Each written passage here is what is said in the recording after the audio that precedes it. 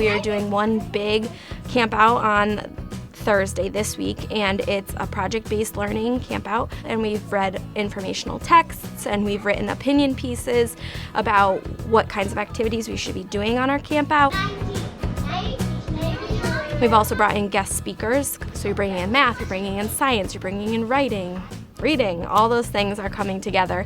So life skills and academic skills all tied together in a way that they think we're just having fun. Got it.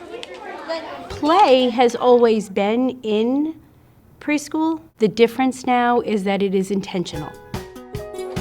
Play is important at school because that's how children tend to learn, is through play, through experiences, through making mistakes. It actually started from conversations between the Lego Community Fund US and the Hartford Foundation for Public Giving, and we shared as organizations a passion for early childhood.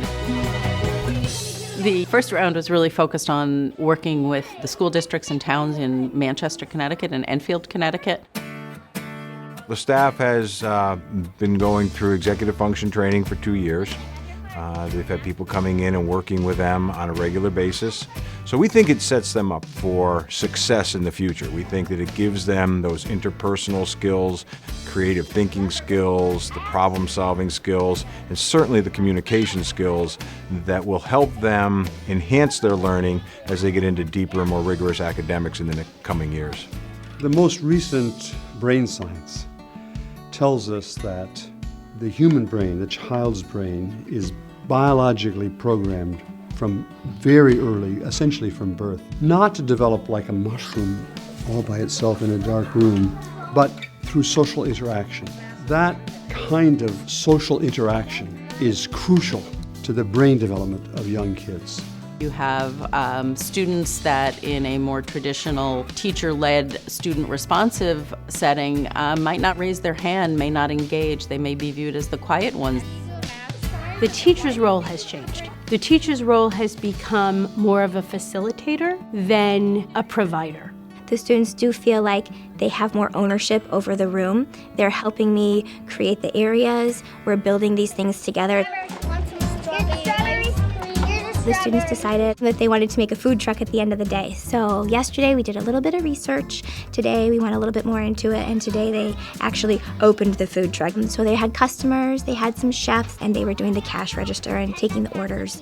What I see in children is the social development, is the peer relations, is the ability to have arguments or conversations or disagree appropriately and work through it. And watching my own children grow up, it's so obvious how developmentally appropriate it is for children to play and to have fun and to smile and to laugh and see them develop cognitively, but they are not necessarily aware of all of the skills that they are actually developing.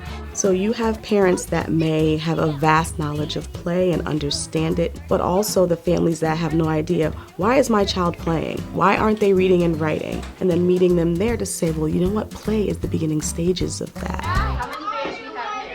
The most effective early childhood education is what we call wraparound, in which you're paying attention not only to the child, but you're also paying attention to their family context. And that means partly coaching the parents, engaging them, having them understand how their child's brain develops. En este curso es que el juego es tan importante para el niño que él se va desarrollando, tanto psicológicamente como socialmente. Instead of make them or force them to learn in the same way that we always been doing, if you could put some fun on learning, they prefer to have fun. I think it's really the aha moments when people realize that given the opportunity, a child through play can show you a lot of what he or she can really do.